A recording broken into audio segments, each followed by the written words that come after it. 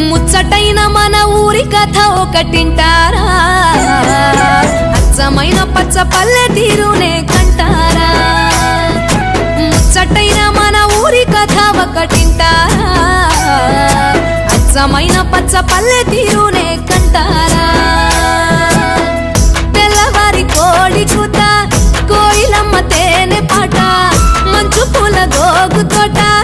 ఏరువాక ఎంకి పాట